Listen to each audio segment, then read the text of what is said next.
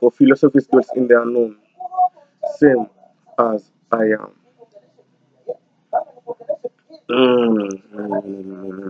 Nitoka nikushinda asubuhi, and this life inakuwa tu hivyo funny sana. Juu tunakamina na vitu za kufulfill.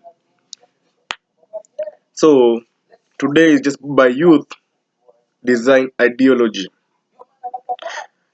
Ideology gani as a suits the youth right now?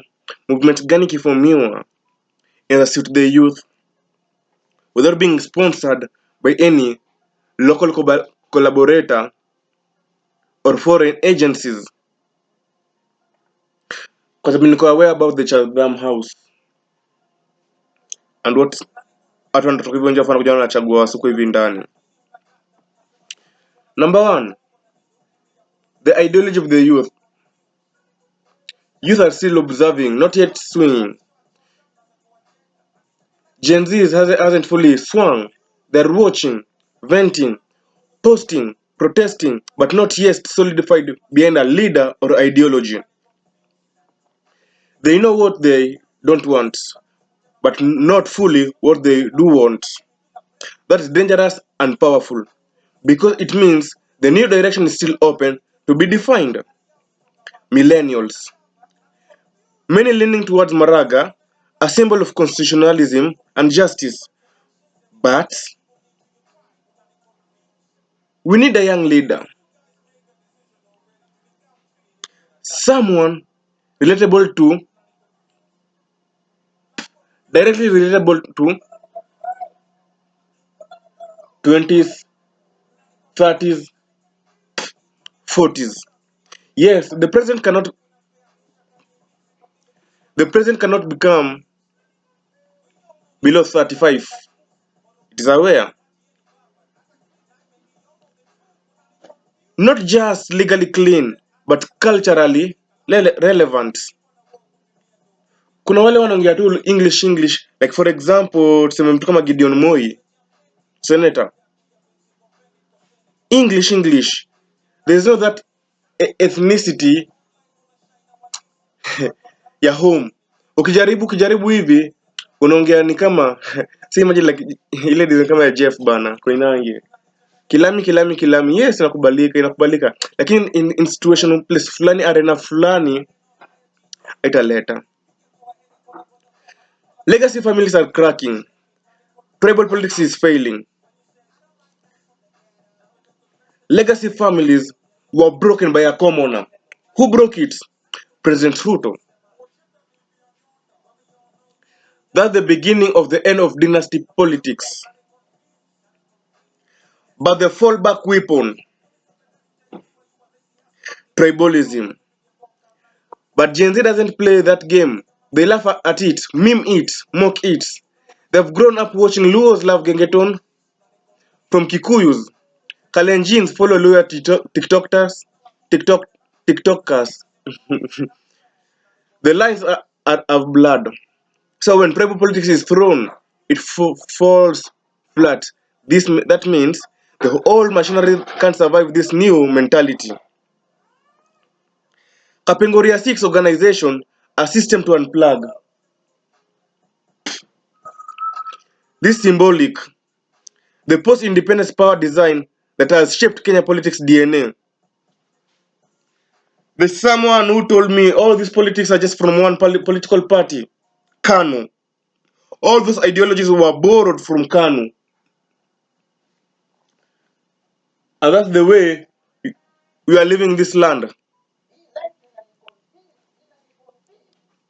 If you are not honest, the struggle is no longer about colonial freedom. It's about economic justice, digital freedom, leadership renewal. So yes, it's time to disconnect from Kapenguria legacy structure. It brought the independence, but now change progress. The global pressure. What will make the named leaders not to be pressured internationally?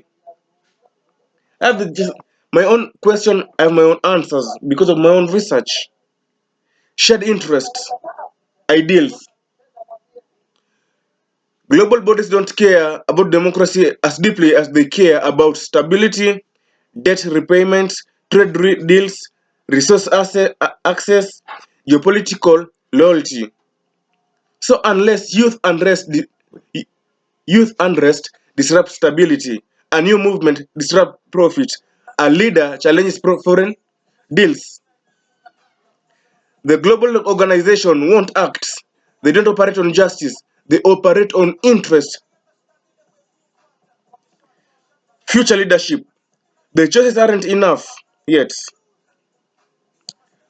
From my path, nimemention kina General, that is that is Miguna, Babu Awino, Didi Nyoro, Peter Salesa vile amejieka pale.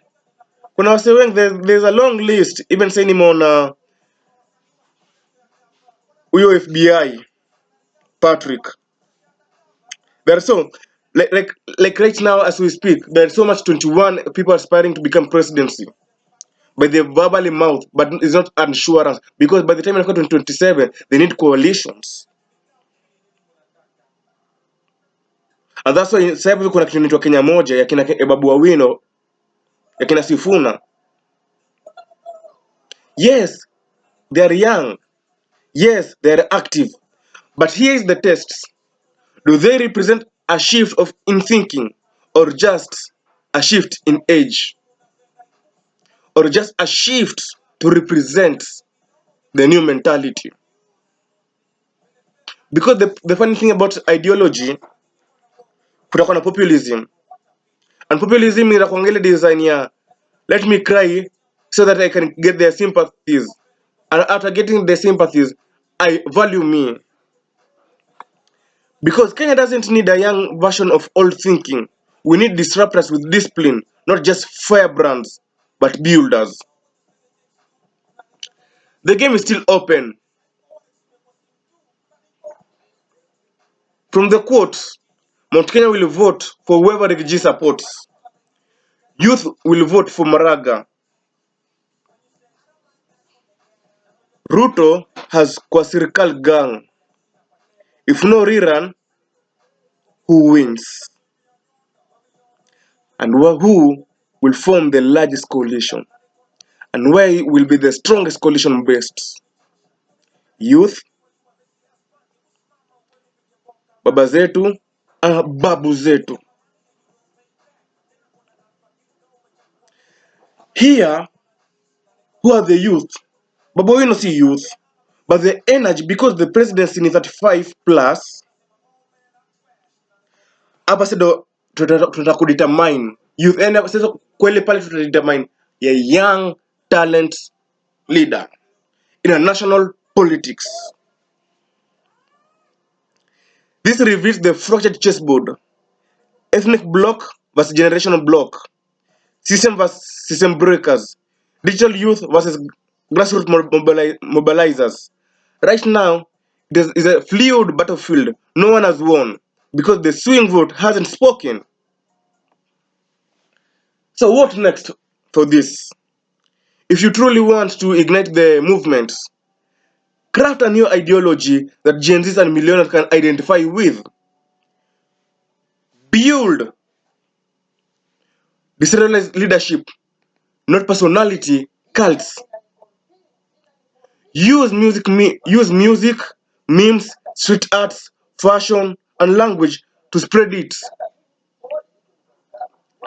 Educate youth, not just to vote, but to understand the power behind who they vote for. You can come with so much movement that will align new voice, sauti mpya, vijana kutoka block, system sio sisi, ground zero Kenya, grounds up, kizazi kipya coalition. And should have a core philosophy, ideology, and the purpose of the individual people. And into this, it will come and propagate something that will come and generate something unto us all. And this is what we want to feed into it. And that's how we dance. We follow principles, not personalities. Core values: youth economic freedom, equality beyond tribes, constitutional integrity, transparency and accountability, digital democracy, tech, crypto, open governance. Enemy to dismantle: tribal political tribal political manipulation, legacy stroke dynasty control, economic enslavement via international organization, false reforms without grassroots inclusions. Lakini kuna kitu prison anapigana sana. Ni mjue vile financial architecture iko na bullying to Africans. Kwa sababu ukiwa na kierere utakuwa Gaddafi. Lakini si Gaddafi alikuwa na kierere, Gaddafi alikuwa na truth. And that's kuna kitu inaitwa strategy. Kuna kitu inaitwa strategy. How you align yourself and how you collaborate. Bora usijiuze, because wewe ni Mkenya, why should you sell yourself? Ukisema people never suffer, ukisema tu ni masafara, at the end umejiuza. The part of Kenya utaziko place nyingine. Because the funny thing about about trading, pia nikileta hapa hivi, ni vitu mbili ina rely on greed, ina rely on fear, nothing else. The target groups who the movement will serve: Gen Z and millennials, culturally unified, digitally connected, politically underrepresented. Urban hustlers, informal workers, creatives, digital influencers, rural thinkers, the youth ignored in county budgets, diaspora youth, powerful allies with significant resources.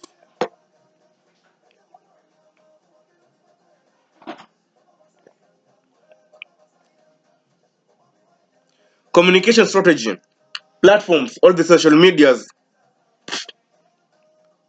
and street murals. Language: Kiswahili na Sheng. Na kwa leo wazee tunaobangisha kilami. Use memes, spoken words, music, short clips, not just manifestos. And the tools itakaa kama ile design kama vile Trump alikuwa anafanya. Trump akatumia podcast nyingi sana. Youth leaders breaking down policies weekly. Street debates, road dialogue in towns, lands, campus. Kama design ya Maga na Chalikak. Chalikak alikuwa anatumia campus, alikuwa mobilize in every street in campus. Decentralized town halls. No stage, no suits, just dialogue. Leadership model: no kingmakers, just catalysts. We don't crown leaders, we grow them. Horizontal leadership, rotational coordinators, accountability via open platform. Encourage leaders like Babu Owino, Didi Nyoro, and others to submit to youth accountability, not idol worship. The tactical goals via short term, maybe this 2025. Voters registration drives, content-driven civic education, campus to campus organizing, digital think tanks.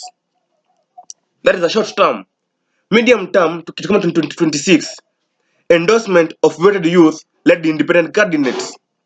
National youth policy referendum proposal, issue-based pressure campaigns. And the long term, now in 2027, the time during the coalition being formed, fielding a presidential or coalition candidate under youth ideology, hold countries and parliament accountable, rebuild public trust in governance. And the external pressure strategy from the external pressure strategy. If they won't support us, they will have to answer to us. expose unfair global deals affecting youth, debt traps, foreign aid misuse, forge links with international youth movements, Pan-African Gen Z links, create even a website that will offer that platform, invite global transparency watchdogs to audit and elections. Na hiki linakuwa na shida pale cha thumb. Utawa invite, lakini they are the one who choose. That is a long pain. Push for the International Monetary Fund accountability hearing. Kwa sababu hapa hivi sasa mtu kama Prezo, so President Ruto amekuwa kipush for financial architecture. Lakini anasikilizwa kweli? Analengwa. Wanasema ni African, wanampush for racism, wanaweka historia na victims. Public forums streamed globally. We can have symbols, even from our flag: courage, red; truth, white; black, youth power; and green, fresh vision.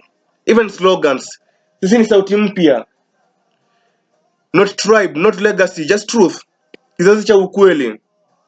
And into it, there will be Afro-conscious identity.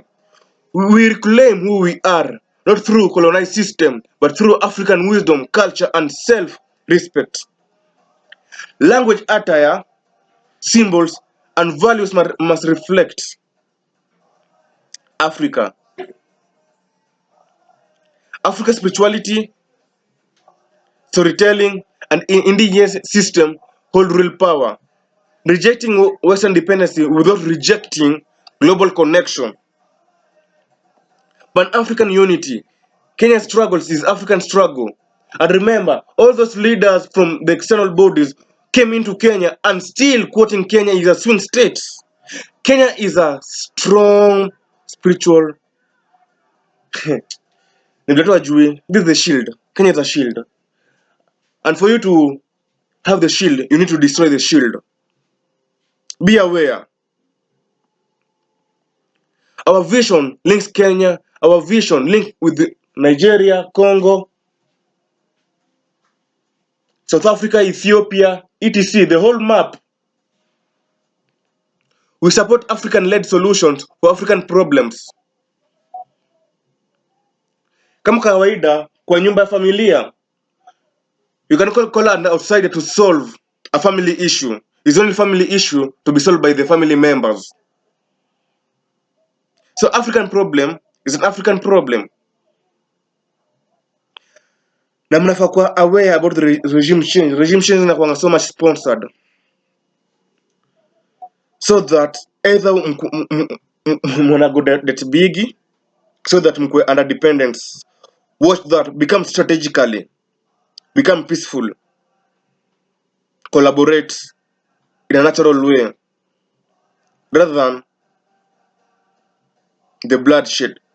And hapo utajua the truth ili shield peace, that is white, being bordering in our flag the red, white up and white below red in the middle. We fight neocolonialism both from foreign powers and local collaborators. Youth across Africa will unite digitally, economically, and culturally. Ideology over tribe. We do not follow surnames, we follow principles. The era of tribal kingpins is over. We align based on ideas, not ancestral voting blocks. Ethnic pride is not equal to political slavery. Decolonize youth empowerment. We are not asking for seats. We are building new tables. Youth representation at national levels, county levels, and UN levels. Prioritize youth budgets, education reforms, mental health, digital economy, access. Dismantle ageism in politics.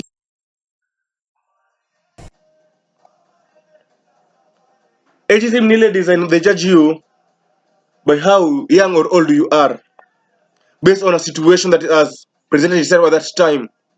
And that is what is happening now in our parliaments, both Senate and National Assembly. Mtu kama Sifuna anakuanga so much anaongeleshonga sana tukijua ko young, lakini ukiangalia hapa hivi wanasema congosity, akili iko sawa. So Sifuna kiongea hivi, mtu mzee anasema aje, huwezi niongelesha, who are you? So that's the thing, ageism, dismantle ageism in politics bana, and corporate boards. Justice, land and wealth redistribution. True independence means land, jobs and food on the table. Push for fair land ownership reform. Localize industries from agribusiness to tech, and extractive capitalism and foreign owned monopolies. People before politics. Because the funny thing about right now, we elect these leaders to represent us, but walifika pale wakaanza represent the government. The purpose of the government or the president was to protect his people, but right now is protecting his status quo.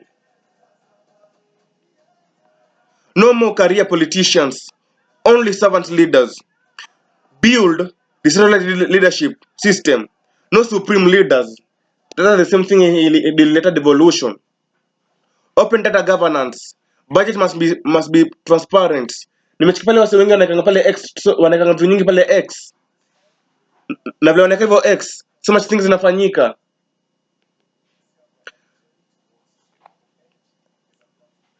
Every leader is temporary. Every voice is permanent.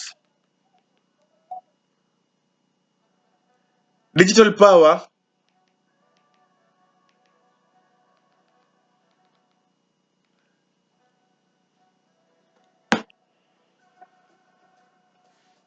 Digital power and freedom.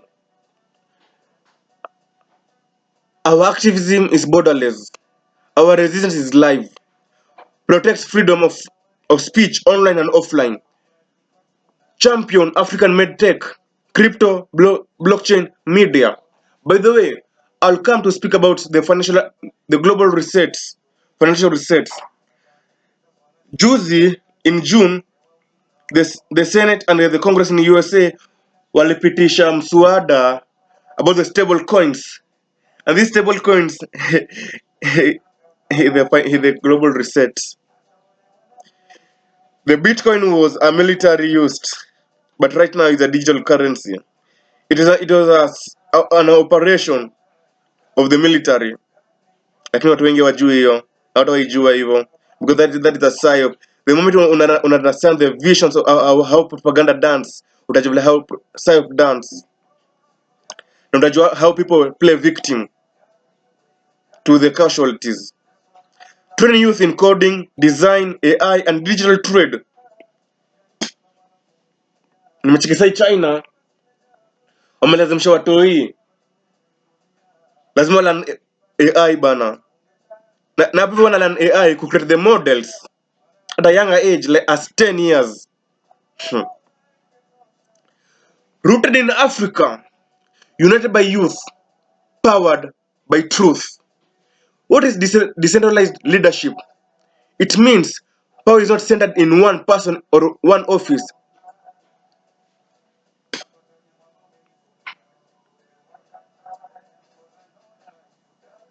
Leadership is shared, rotational, and based on responsibility, not rank.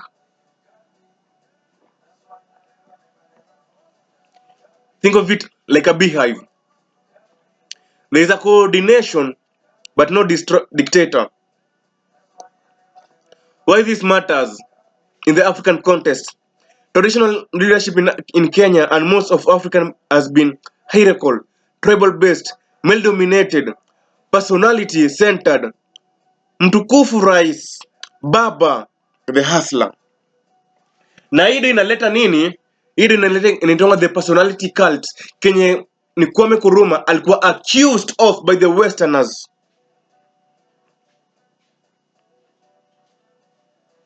There are so much things. Under my studies, kazi yangu ni kuelaborate depth. And sisi kwa political science tunasoma ni kama sisi tunakaa tunaangalia vitu nyingi sana, because we are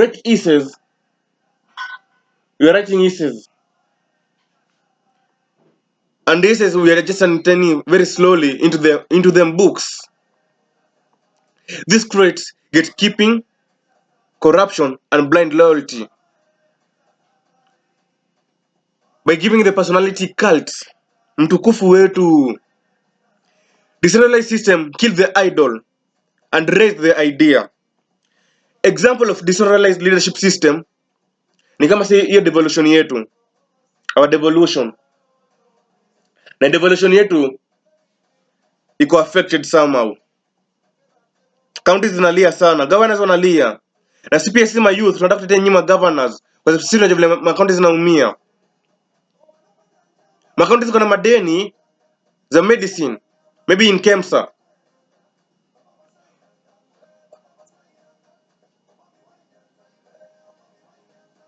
A woman who is pregnant haizifika hospitali juu barabara imekuwa mbaya in the rural. Counties zinaumia. Rotational leadership circles, no permanent chairman. Every 6 or 12 months, the leadership rotates, like the Council of Governors. After every 1 year, ina rotate. Ni 1 year kweli? I think so. After every 1 year, ina rotate. Example, Nairobi Youth Bloc elects a new spokesperson every 9 months via online votes. Ile design kama ya Nepal, vile walitumia Discord kuleta prime minister ndani. Everyone has a voice in what the movement pushes for next.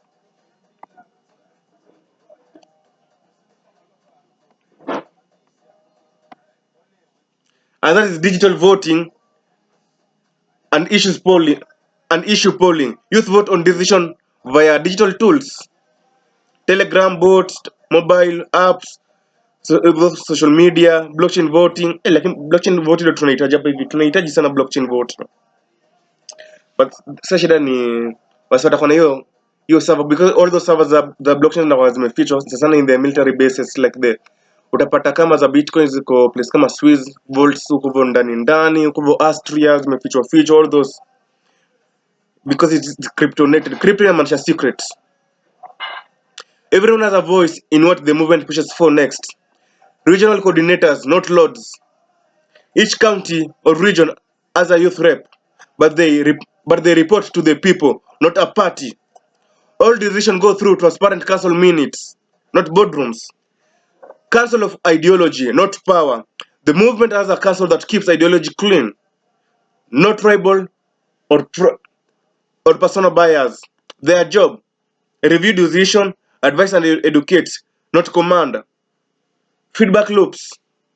Members of the movement can recall, challenge, or vote out inactive leaders.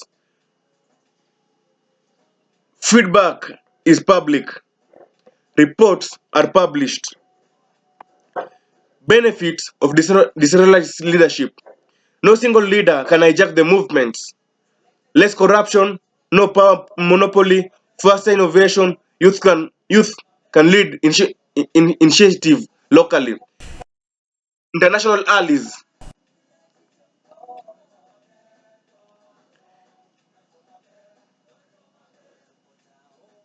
Respect horizontal system. It signals modern, inclusive governance. What can you say about this, Nikikafunga? We don't follow a face, we follow a force. And the force is us. We are the youth. And forever, we are philosophers. For philosophy dwells in the unknown, same as I am.